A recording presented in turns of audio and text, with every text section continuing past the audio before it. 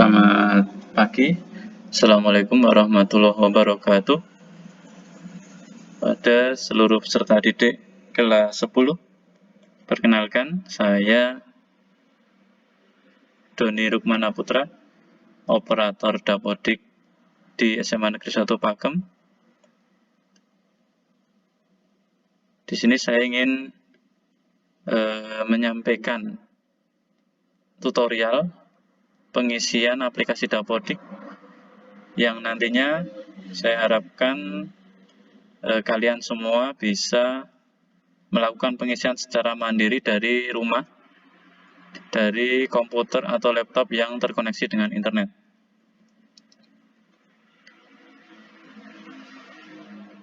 Untuk mengakses aplikasi ini, kalian cukup menuliskan alamat URL di address di browser kalian ya. Saya sarankan menggunakan Google Chrome. Ya, alamatnya adalah ini saya tulis di notepad dulu. Oke.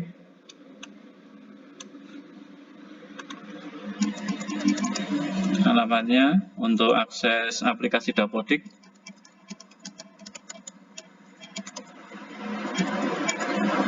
ya 202.16.116.44.25774. Nah, seperti ini.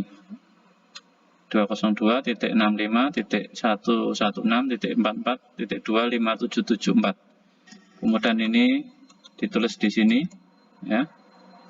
Kemudian di enter. Nah, nanti kalian akan dibawa ke tampilan aplikasi ya. Tampilan aplikasi berbasis web. Oke. Tugas kalian adalah masuk aplikasi ini dan mengisi data-data kalian selengkap-lengkapnya dan sebetul-betulnya. Oke. Di sini diminta memasukkan username dan password. Untuk username itu adalah menggunakan NISN kalian.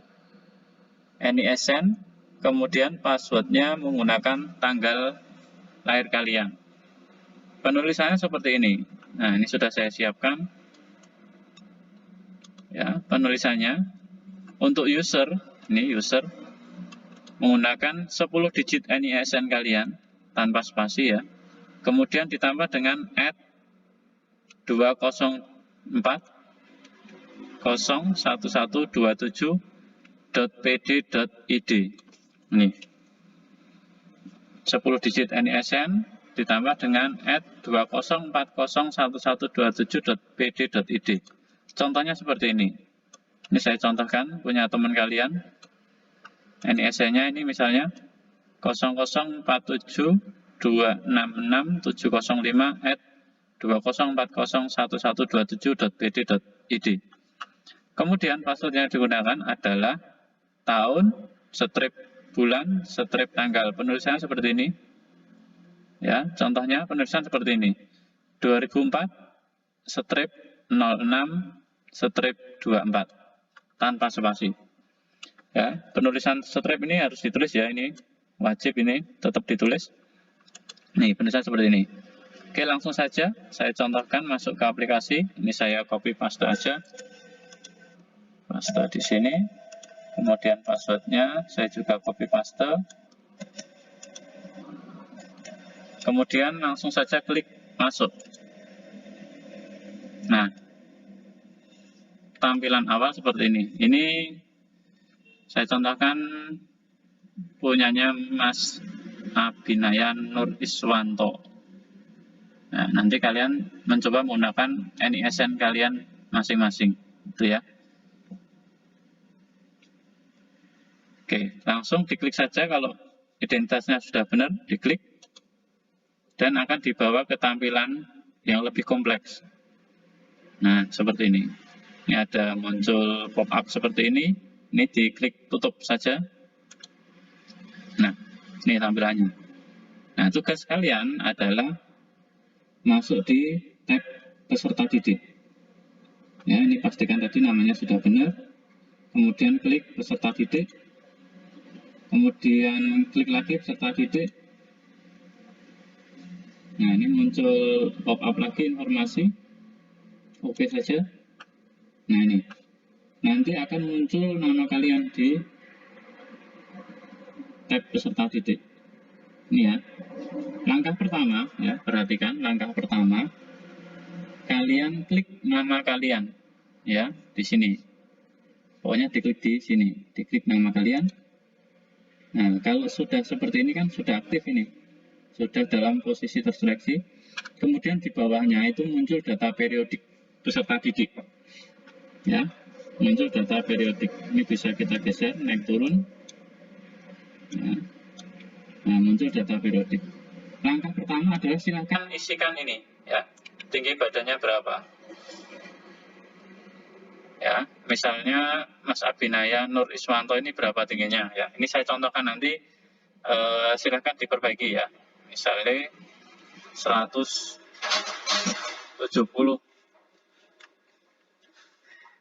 misalnya 170, kemudian berat badannya misalnya 50 kg gitu ya, diisi 50. Kemudian lingkar kepala ini juga diisi ya, nggak apa-apa, silakan diisi ya, lingkar kepala silakan diukur.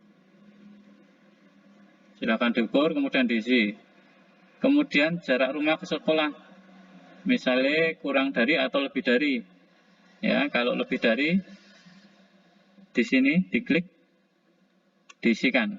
Kalau kurang dari, nggak usah ngisi. Tapi kalau lebih dari berapa, misalnya 2 km, cukup diisi angkanya saja. Kemudian berikutnya waktu tempuh ke sekolah dalam kurung jam garis miring menit. Misalnya 10 menit ya. 10 menit berarti ini kosong yang depan, yang belakang diisi 10. Nah, misalnya ini. Kemudian di bawahnya ada jumlah saudara kandung. Ya, kalian punya berapa saudara kandung? Misalnya 2, seperti ini. Kemudian diklik simpan. Ya, nanti ini punya Mas Abinaya sebagai contoh, nanti silakan di perbaiki. Ya, saya simpan. Nah, pastikan di sini muncul pop-up berhasil disimpan gitu ya. Kemudian kalau langkah ini sudah kalian lakukan, kalian sekarang masuk di menu ubah ya. Ini masih terseleksi. Kemudian di atas ini ada menu ubah. Kalian klik menu ubah. Klik. Nah, silakan ditunggu. Kemudian muncul seperti ini, data pribadi kalian. Ya, data lebih kompleks. Nah, ini ada 2 tampilan ya, atas dan bawah. Di sini ada edit peserta didik, kemudian data rincian peserta didik. Ya, yang pertama dulu kita masuk di edit peserta didik. Ini bisa kalian turunkan seperti ini, ya, atau kalian minimize ini biar nempel di bawah. Ini juga bisa diklik, nanti bisa dimunculkan lagi seperti itu. Ya. Ini saya minimize saja ya. Oke, ini tombolnya di sini. Kemudian ini, kalian lihat ya, pertama data pribadi. Dilihat namanya sudah benar atau belum. Kalau pertama nama di sini ya dan jenis kelamin ini nanti ada kesalahan, silakan dilaporkan ke saya. Ya, nanti saya buatkan link untuk pelaporan masalah ya, sekaligus link presensi bagi yang sudah melakukan pengisian data. Kemudian di sini setelah nama, kemudian NISN kalian, kemudian kewarganegaraan, ini sudah nggak usah di olah-olah bagian kewarganegaraan, biarkan saja. NIK kalian, kemudian nomor KK. Nomor KK silakan diisi. Nomor KK silakan diisi. Nomor KK itu nomor kartu keluarga di paling atas yang gede itu. Silakan diisi di sini. Kemudian berikutnya di bawahnya ada tempat lahir. Ya, kalau ada kesalahan nanti bisa dilaporkan, tanggal lahir juga. Kemudian nomor registrasi akta lahir. Kalau masih kosong silakan diisi. Dibuka akta lahirnya, dicek itu di bagian atas itu ada nomornya. Kemudian berkebutuhan khusus, kalau ada, saya kira nggak ada semua ya, nggak usah diisi kalau nggak ada. Berikutnya agama dan kepercayaan, silakan disesuaikan. Ini pilihan ya, pilihan.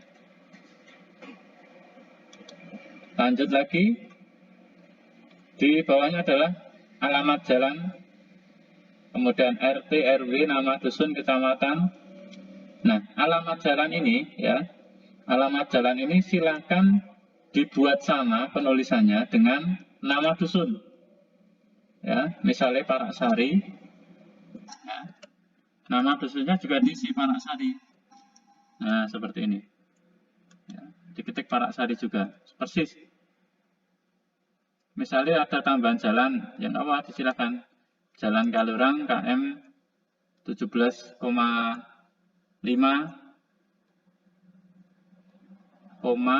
spasi Paraksari, itu boleh. Atau seperti ini juga boleh, Paraksari, nama jalan dan nama dusun ini dibuat persis. Kemudian penulisannya menggunakan tata cara seperti ini ya, besar kecil. Jangan menggunakan huruf kapital, tapi huruf besar kemudian berikutnya kecil. Diawali dengan huruf besar dan diikuti dengan huruf yang kecil. Nih. Kemudian ini enggak ada masalah ya. Intinya nama jalan dan dusun ini dibuat sama. Kemudian berikutnya adalah kecamatan. Kecamatan ini pilihan ya. Dipilih. Cara milihnya misalnya masih ada kesalahan ini dihapus dulu. Dihapus. Nah, seperti ini. Kemudian kita panggil ya, kita panggil biar dia muncul. Ya. Manggilnya seperti ini misalnya Pakem ya. Pakem. Ditunggu. Nah, ditunggu ya. Ditunggu. Nanti akan muncul di bawahnya. Kita nggak boleh ngetik manual di sini. Tapi kita harus pilih. Ya, tapi kita bisa mancing ya, dipancing biar keluar. Nih, Kecamatan Pakem, Kabupaten Sleman. Ada lagi Kecamatan Pakem, Kabupaten Bondowoso. Ini jangan sampai salah ini. Karena Pakem yang Sleman ya ini. Diklik. Nah, kalau sudah benar biarkan saja. Kemudian kelurahan. Ini bisa diketik manual. Pakem Binangun atau Hargo Binangun atau Candi Binangun gitu ya. Kode pos juga silakan sesuaikan. Kemudian di bawah kode pos ada lintang bujur. Ini adalah lokasi tempat tinggal kalian. Nah, di sini ada menu buka peta koordinat. Ya. Tapi ini belum bisa ya. Nanti tetap nggak bisa sesuai dengan kondisi realnya. Kalian nanti kalau mau mengisikan ini boleh ya. Tapi kalian mencari dulu di Google Map ya. Jadi di copy nanti. Lintangnya berapa, bujurnya berapa, di copy paste di sini. Itu. Berikutnya tempat tinggal. Ini pilihan. Kalian tinggal dengan siapa? Bersama orang tua, wali atau kos atau di asrama, panti asuhan atau pesantren. Nih, silakan dipilih. Berikutnya mode transportasi. Nah, ini pilihannya kalian menggunakan sepeda, motor atau sepeda, mobil pribadi, ojek, jalan kaki, atau antar jemput. Loh, silakan sesuaikan. Kemudian anak keberapa? Berdasarkan kakak. Silakan ditengok di kakak kalian anak keberapa. Ya, silakan diisi.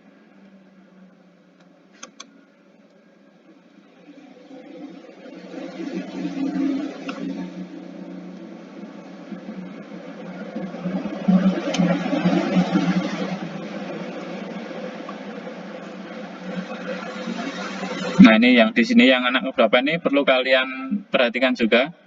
Jadi ini tidak, kalian harus menyesuaikan juga ya.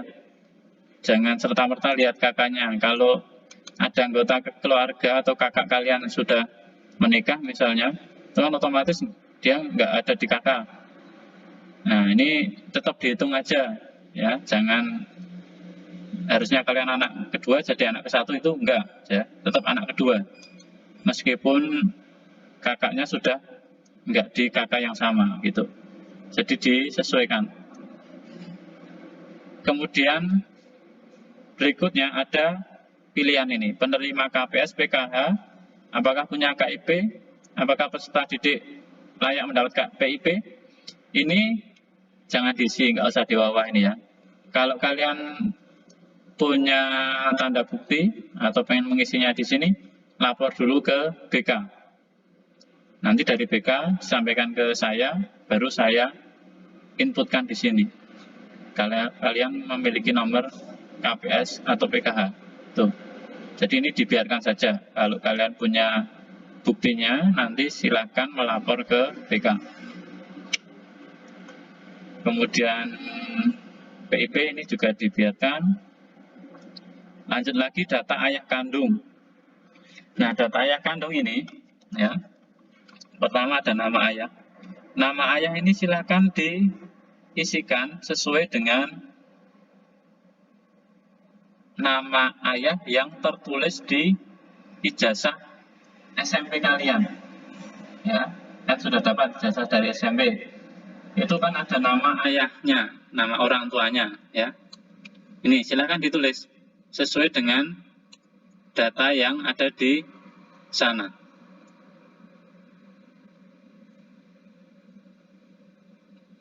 Kemudian NIK ayah silakan diisi juga, dilengkapi. Tahun lahir, pendidikan, pekerjaannya apa, penghasilannya berapa, ini penghasilan pilihan ya. Silakan dipilih. Kemudian berkebutuhan khusus ada enggak? Kalau enggak, ya dikosongkan. Berikutnya di bawahnya data ibu kandung. Nah, nama ibu kandung ini dikunci ya, dimatikan. Nggak bisa diedit. Kalau ada kesalahan penulisan, silakan lapor saya, hubungi saya. Nanti saya buatkan linknya juga, bareng dengan yang nanti kalau ada permasalahan yang kalian temui. Dan nanti harus menyertakan bukti, ya, akte kalian, ya, akte kalian, di-scan. Kemudian NIK ibu juga diisi, dilengkapi tahun lahir, pendidikan, pekerjaan, penghasilan, dan seterusnya. Kemudian data wali, ini bagi yang mengikuti wali. Kalau tidak mengikuti wali ya udah dikosongkan saja. Ya, kalau kalian mengikuti wali ya silakan diisi. Kemudian lanjut kontak. Nah, kontak person ini.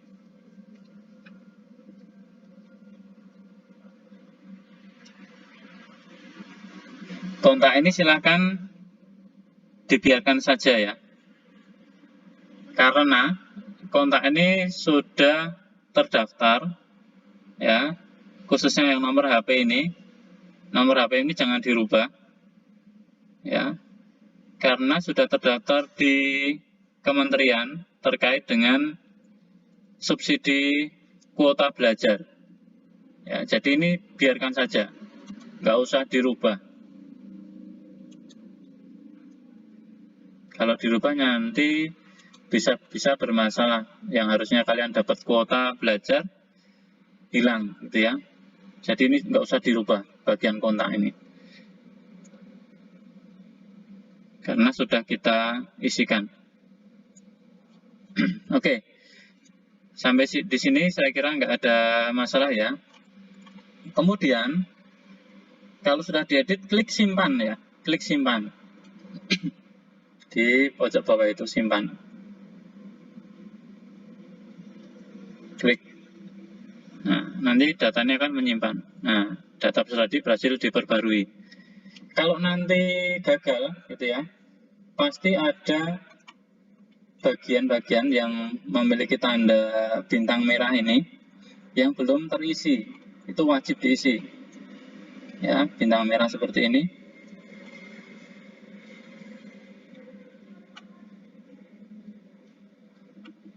Itu harus diisi ya. Oke. Kalau sudah berhasil di peserta didik, di bawahnya tadi ada data rincian peserta didik. Kita klik saja, ya, biar kelihatan. Kalau nggak muncul, ditarik ke atas. Nah, di sini ada prestasi, ada beasiswa, ada kesejahteraan, ada paspor, sertifikat. Khusus kesejahteraan, ya, kesejahteraan ini nanti terkait dengan yang PIP tadi. Ini di atas ini ada PKH, ya, ada KPS, PKH, KIP, PIP. Nah, ini jadi nanti hubungannya dengan di sini. Jadi ini juga nggak perlu diisi yang kesejahteraan. Nanti yang isi dari pihak sekolah. Nanti saya yang isi kalau ada buktinya. Kalian bisa ngisi yang prestasi,